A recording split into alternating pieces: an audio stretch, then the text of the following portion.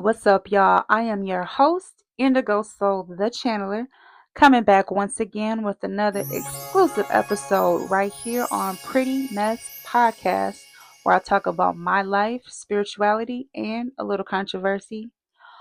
Welcome and thank you guys so much for tuning in with me today. Much gratitude.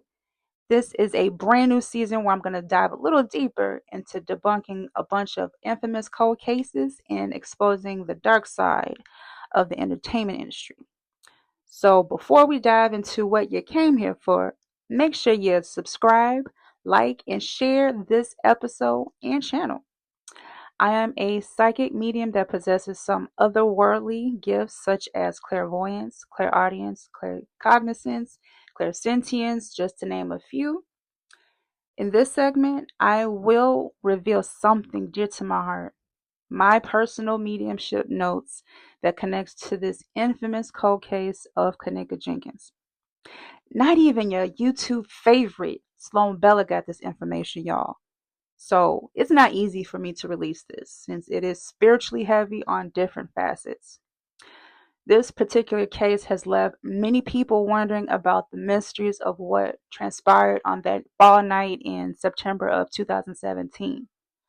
Kenneka Jenkins attended a birthday celebration at the Crown Plaza Hotel in Rosemont, Illinois, a suburb outside of Chicago. The party was planned by former friend and employee of the Crown Plaza Hotel, Irene Roberts. Her other former friends, Monifa Shelton and Shamaya, were also in attendance. In the late hours, a chain of events took a turn for the worse. Kenneka Jenkins' body was later discovered in a freezer downstairs for the renovated space of the restaurant Murray Bros Caddyshack, which was later closed in July 2025. The news outlets and social media went into a frenzy to see the grotesque images of Kenneka Jenkins plastered everywhere. Some have even tried to piece clues together, such as this YouTube channel, Trey Gang Productions. Shout out to him. The big question remains, what really happened at that hotel party? Well, I will be the one to narrate these notes straight from my secret vault and the use of some detective skill. You know, during the first week of February in 2022, I remember just vibing outside, having a smoke sesh, and out of nowhere, I heard the name Kenneka Jenkins. So I ignored it, and it was almost like a whisper, but very clear. The next morning, y'all, I heard her name again. The moment I started to ignore the name, I heard a voice say, "Man, I'm tired of people ignoring me." And I was like, "Oh snap!" Like I realized at that moment, I was like, "Okay, this is the real deal." So she appeared to be very frustrated. Then, I told her I didn't mean to ignore her. I was simply skeptical and was unsure of what to do. So Kenneka wanted her justice, of course, and asked me to help her solve her case. I told her I didn't know the first thing about solving murder cases, which I didn't. Then she goes, "Maybe it's your calling." From then on, I've been on my secret mission for nearly 3 years.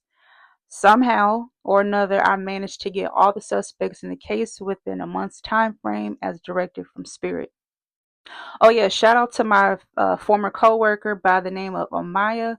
We used to work together at this barbecue restaurant, and she was a college student at UNCC. The last I communicated with her, so she basically helped me get access to one of the gang members' private Insta pages, which we'll later get into. We gotta spill that tea. I have also tried so many outlets, such as my attempts to reach Figer Law, which at the time represented the family of Kenneka Jenkins. Unbeknownst to me, they were in the process of settling a case with the Crown Plaza Hotel. To no prevail, I was rejected. They weren't interested in getting any information from me, so it's all good. But the next steps were connecting with the FBI. Yes, the FBI. former mayor of Chicago, Lori Lightfoot, and both the former president Joe Biden and VP Kamala Harris. All were failed attempts. Yeah. Can you just imagine you holding on to this heavy information and you can't do nothing with it? Like, I was going crazy, y'all. Like, I felt defeated and grew frustrated by holding on to this. Like, so I somehow spiraled into a depression and realized it just wasn't divine timing. So now I'm using my small platform to grow into something greater. It took discipline and dedication to finally put this out. There's also a connection to this gang group, MMT, which is a tribute to fellow friend and gang member Mysean, who was unalive during the Thanksgiving weekend in 2015. He was 16 years old at the time. Last and certainly not least, I have a channel message from the authentic spirit Zack Stoner, or better known as Zack TV, a former Chicago-based journalist and recording artist. He was warned multiple times before his untimely demise in May of 2018. Since no one is choosing to speak up or have been threatened, I'm simply doing what I am called to do as a messenger for the direct spirits of Kenneka Jenkins, Zack Stoner, and Mysean. It is my calling to do this spiritual business. Although this is very risky information because, gang members are involved.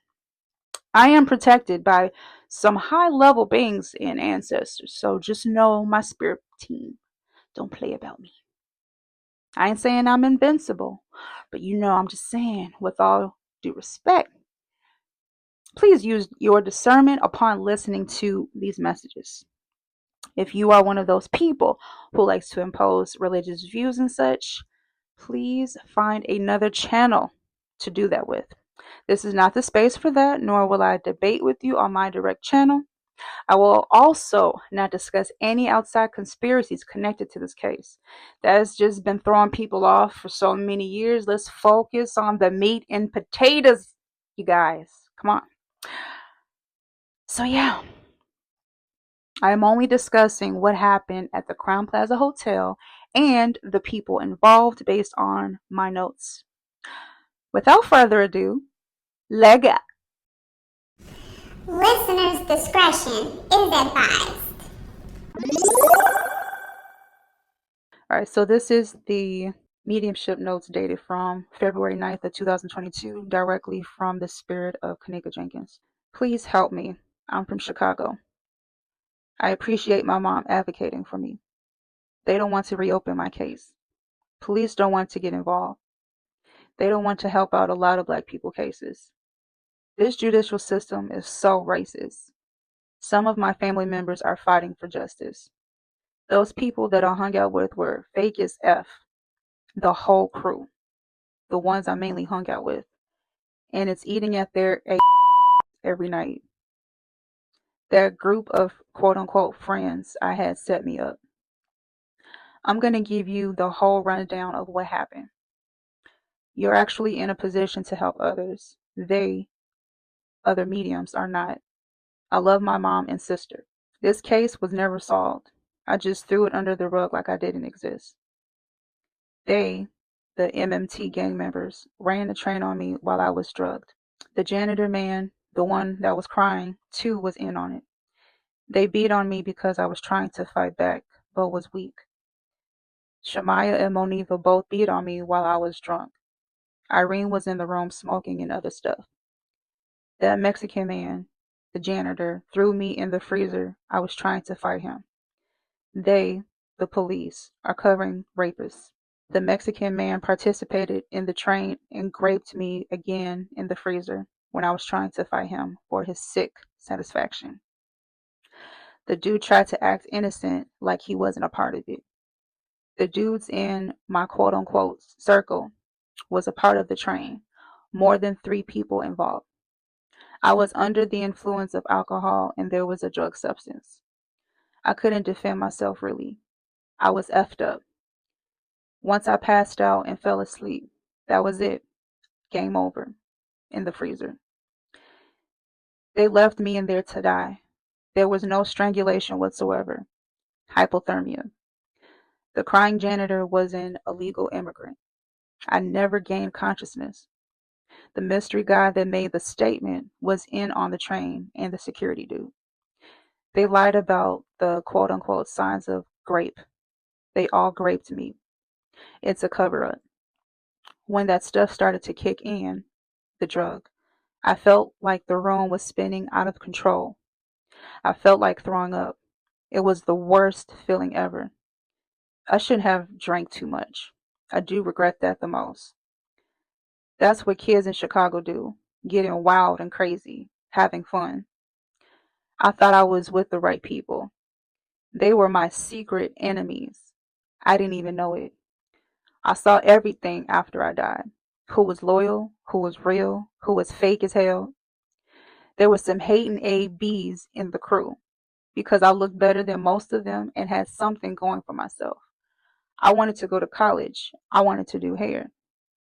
I loved to look cute with the fashion. I had my own swag, and them bees was hating on me. Always keep your circles small. Don't trust too many folks out here. Back to my story. It was some guys at the party who were talking reckless to the girls because they were thirsty to F. I was harassed and disrespected. I felt uncomfortable and wasn't feeling the party anymore. It was whack anyway. It was more like a kickback. Irene wanted me to drink some more to kind of loosen up a bit. They did not grape me in the room. I spoke my mind. I was talking my SH, and they, some of the guys, got mad. Some claimed they didn't like me or whatever. They planned to take advantage of me because of my looks and their strong lust. I stepped out the room when the drug kicked in and was trying to go outside to get some air, trying to find an exit door. The boys followed me downstairs after. They made sure there weren't any cameras around to see. Clearly, they were hidden in some places, but hotels stay with cameras. Irene had some access because she worked there at the time. They found me and started taking off some of my clothes and started the train. The boys were turned up, like drunk, had lean, high as hell. They were determined to F. They planned to do it. Even this dude I used to like, he was in on it too. I had a crush on him, but he took advantage of me too, like the rest of them in words. I couldn't do anything. I felt powerless. They had demons inside them and transferred it to me.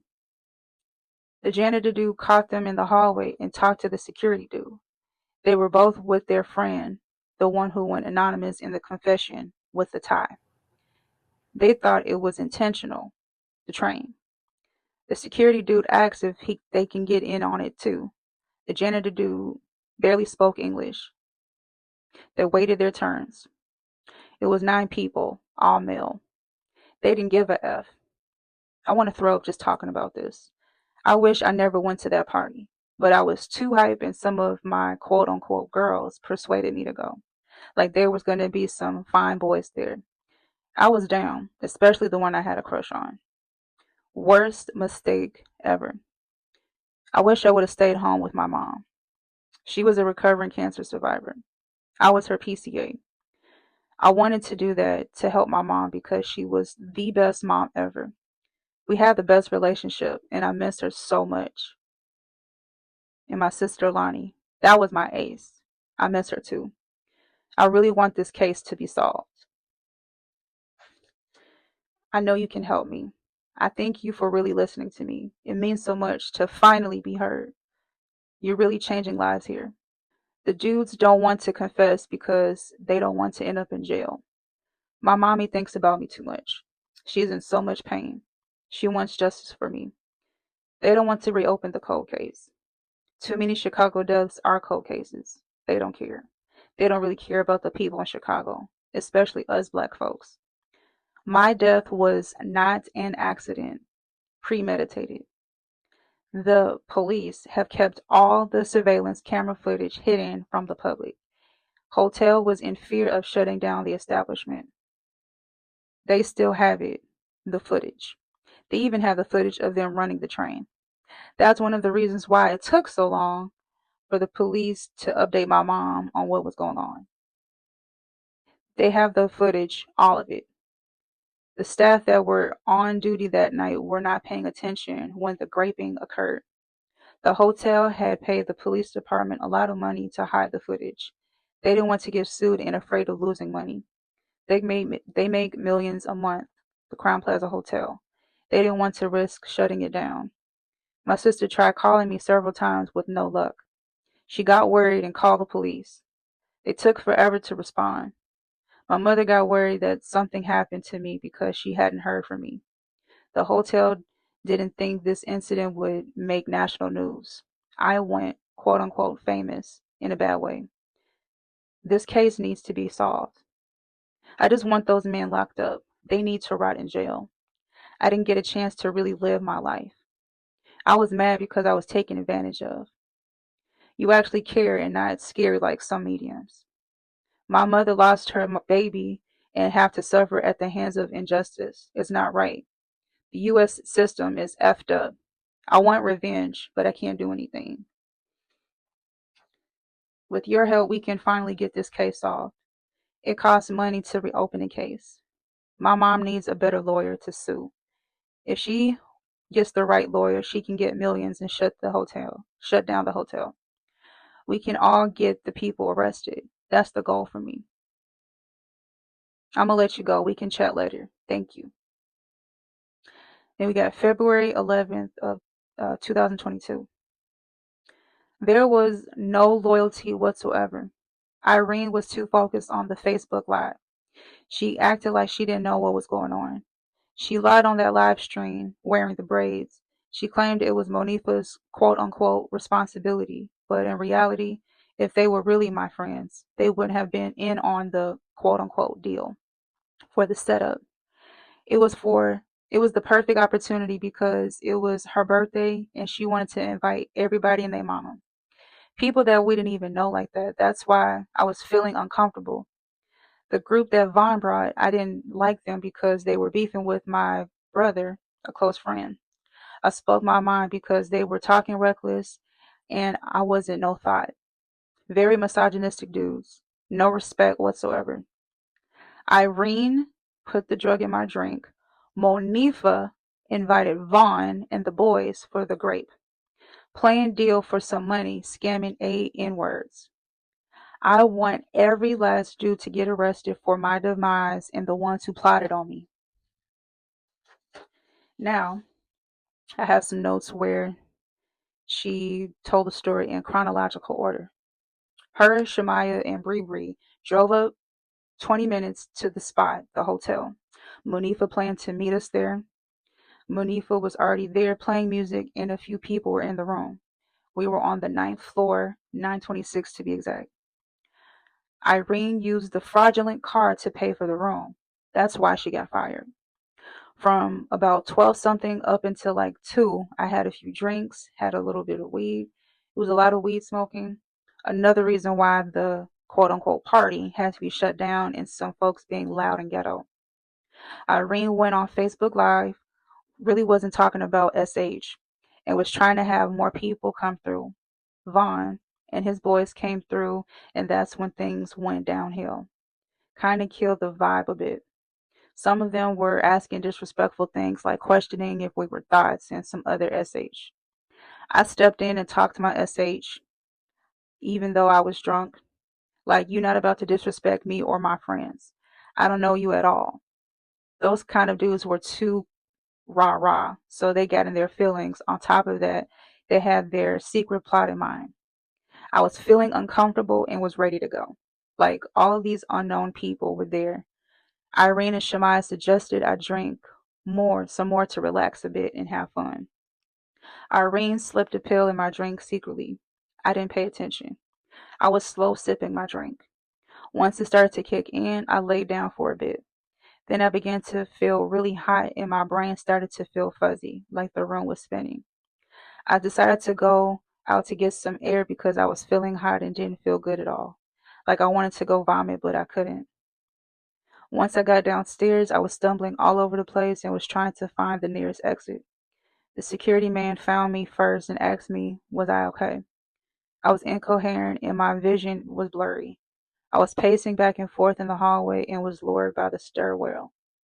The stairwell. The guy with the red jacket and coffee cup. He pulled down his pants to show me his D word. I didn't do anything with him and he wasn't forceful. The group of dudes that planned to grape me found me by the stairwell. One of them got a bit aggressive and took off some of my clothes, panties, jeans, and slipped down my top. The group went one by one. One guy recorded the train. The janitor dude found them and talked to the security man. The security went by first and asked if he could join in. After he was done, he quickly left. The man with the tie was told about the train and decided to join in too.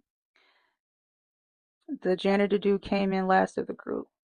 After the janitor guy left, the dude with the locks on his phone called some people to come downstairs to beat me. The whole thing lasted about an hour or so, the grape and beating. Shamaya, Monifa, and another GD girl beat on me, the size in my head. I thought those girls were my real friends. They dragged me into the pool in the back area. Someone got a call that the police may be coming and have people arrested for causing too much ruckus. Someone called to make a complaint with the front desk staff. They all quickly ran and left me on the side of the pool. I lied there feeling lifeless after being raped and beaten. The security guard and front desk staff guy found me and brought me inside the building. No cops were called. Security guy told the front desk staff that he'd handle the situation. He knew there was a kitchen he knew the kitchen was under construction. The guy with the red jacket was asking questions with the security and the janitor guy on what was happening. As I was slowly dying, those people were having a secret meeting on how to dispose my body and not get caught. The janitor guy was scared and full of anxiety. The man with the tie was nonchalant.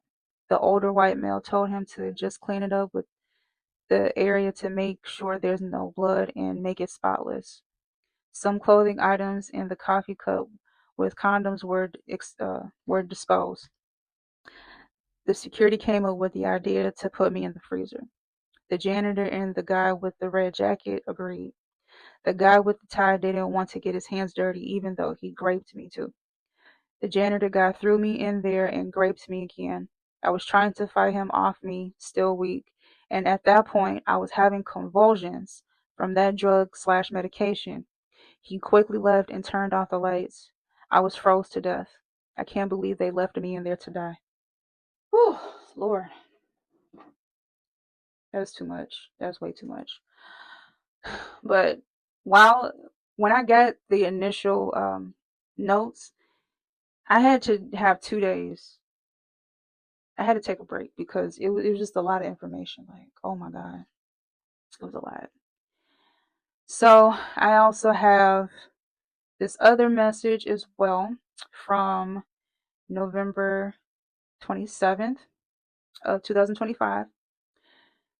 Kenneka Jenkins mentioned, my mother did not sacrifice me. They didn't want the case going on for too long. Equals more money lost. The risk of shutting down the hotel, one of the biggest revenues in town. Rosemont. Just for the record, my mother loves me. I wish these other mediums would stop tapping into me. It's uncomfortable. I've been violated enough. One of the security guards grabbed a bunch of pillows to make a pallet on the ground. That was not me on the pallet in a big black garbage bag. It was trash. It did look suspicious through the camera. I had dreams of going to cosmetology school for hair. I probably would have been a successful owner. Oh, and also getting married and having kids. That would have been my dream too. And once again, my mother did not sacrifice me. I miss and love my big sister, Lonnie. Thank you, Mama, for doing the best you could. You're a strong, courageous mother. So, there you have it, Kenneka Jenkins. All right, so now we're going to be moving on to the next segment. All right, so I'll be reading my mediumship notes from the spirit of Mysean Dunning. So, ironically, this just so happens to be the 10th anniversary of his death during the Thanksgiving weekend in 2015.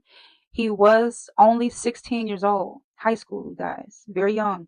So, I'm just going to go ahead and read this off. I died 10 years ago today. I made some bad choices, hung out with the wrong people, got myself caught up in the lifestyle, got more girls, more bread. My team of friends all decided to place bets who could sell the most or gambling money, selling drugs. We were taught to drug the bad bees and run trains. It was a part of our game, just stupid SH. They were like my bros, but what I did was wrong. I was shot in front of a house at a family gathering. We was just chilling outside. Then all of a sudden, out of nowhere, got our asses. I ain't gonna pretend like I was innocent. I was 16. No structured home. Some people's daddies were either in jail, gone, or rarely in the house. I had a loving family for the most part. A lot of people loved me. I wish I would have made smarter decisions. Oh yeah, and I miss my family and my good friends. You know who you are. I love them. Died November 25th, 2015. MMT, Mysean Money Team. Then we also have another post the following day, November 26th of 2025. He quoted, "Me and my bros smashed the day ones. It was just an experiment. That's how we came into brotherhood. No pun intended." Whew, if that ain't no tea. When I tell you guys, the spirit of Mysean Dunning sang like a canary. When I said I was going to offer him some ancestor money from the good old Galacticus, you know what he did? He gave me more than enough information. And we'll dive a little bit more deeper into that as well. Now we're going to get right into the mediumship notes for Zack TV, better known as Zack Stoner. All right, so I have the final piece to this mediumship note series of Kenneka Jenkins, The Lost Files. We've got a message from Zack Stoner, also known as Zack TV, and this was dated November 27th of 2025. I had the footage of them, the group of guys molesting Kenneka. Rosemont Police Department still has the footage of the whole night. I was able to have some access to it since I was an activist and journalist. I just wanted justice for her, but I understood the lifestyle of how most Chicago N-words live. I didn't really grow up in that world. I was robbed of my dreams. I was just trying to do the Lord's work. Damian Warren shot me, had on a black ski mask. So we've just concluded the channel messages from the authentic spirits of Kenneka Jenkins, Zack Stoner, and Mysean Dunning. Now I will present what spirit directed me towards the people involved with the essay and the girls involved with the setup. So according to my notes dated February 9th, 2022, Kenneka Jenkins mentioned that there were 9 people involved with the grape. All of them are alive right now. Number 1, we got janitor named Miguel, allegedly. We got the security man. Number 3, concierge man with the tie in the security video. We got Damian Warren. We've got Javon Williams, also known as Mr. I Don't Want to Talk. Then we got MmtLilBlack, who is a struggling artist in Chicago. We've got MMT Tay, MMT Boy Poppy. These are the gang members MMT Mysean Money Team, as a name tributed to the deceased friend and gang member Mysean Dunning. We also have MMT Glow, which is Shamar, and the 3 main girls involved. Of course, everybody knows Monifa Shelton. She was the so-called best friend. She wanted to go to the party because we've been talking about it for weeks. Irene Roberts, and then we got Shamaya or Maya Winder. They all played victim and blamed game on each other. Bree had nothing to do with the plan. She's in the clear. They lied to my mama and sister about my whereabouts. Incident occurred on stairwell and the grape was recorded on a phone. So someone out there still may have that phone. The world will never know, right? But what's important is that I personally am putting this out. Let's go back to the friend group, the girls involved with the setup. So we've got Irene Roberts, who put the unprescribed drug, I think it's pronounced topiramate, in Kenneka Jenkins' drink without consent or knowledge. So this drug is like was it an anti-seizure drug from what I looked at briefly? So adding alcohol to that is, yeah, you're going to get pretty messed up, obviously. Then we got Shamaya Winder and Monifa. You guys beat Kenneka Jenkins to a bloody pulp. Remember that, guys? When you see some of these horrific images, you can visibly see the injuries on Kenneka's body on, what they put out on social media. Nifa is what we call a pick-me-sha. She was extremely jealous of Kenneka. Hell, all of them were. Those girls all pretended to be her friend, tried to hype her up about this BS shindig, especially Monifa, since she was deemed the bestie, lied to Miss Teresa's face about the whereabouts of her beloved daughter. You all have went through the years of isolation, in denial, and dealing with internal guilt of what you contributed to the death of your former friend, Kenneka. Yes, you wanted to be a part of the plot for a little come up with the MMT boys. How disgusting is that? And Irene Roberts, I agree with you when you put on social media that no one owes you an apology. No one needs to. You are unfortunately a part of the problem. The big takeaway, guys, is that spirit reveals so much beyond the veil. You guys thought you were going to get away with it? Thankfully, Mr. Javon, I don't want to talk, Williams is locked up along with another fellow gangmate, which is MMT Glow Shamar. Yeah, we got you too. You guys are cooked. Think you can do this to me? You motherfuckers will be playing basketball in Pelican Bay when I get finished with you. Your beloved friend, Mysean Dunning, sang like a canary. Remember? Yeah, he certainly did. Oh, yeah, and how could I ever forget about MmtLilBlack, or better known as Lil Blackie's son, or should I say, Corbias Chairs Jr. Hi, Corbias! Oh my goodness, it's so nice to meet you. So, you think you're living scot-free and wanted to keep that deep, dark secret of the fact that you raped Kenneka with your gangmates, and you guys threatened people to not say a word, huh? You somehow stood out the most in my channel sessions. Oh yeah, and your music's trash, bro. Give it up. At least the videographer is pretty solid, I'd say. It's only so I gotta do the race. Police asking questions, I don't know a name or know a face. Nigga turn to witness just to get put in. You all are a disgrace to humanity. Don't ever estimate the spirit world. You just never know what it has in store for you. So justice will be served one way or another. Oh yeah, and last words from the spirit of Kenneka Jenkins. To all the people involved, you.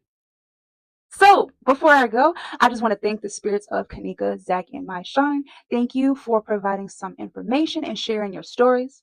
Once again, if you haven't already, make sure to like, share, and subscribe to the channel. The more I get through the algorithm, the more information and messages I'll be putting out. In some future episodes, I'll be putting out my mediumship notes from Jelani Day, Stephanie Mosley, Aaron Carter, Tamla Horsford. There's many, many more to come. Stay tuned. All right, so that is it for now. Until next time, I'm signing off. Bye.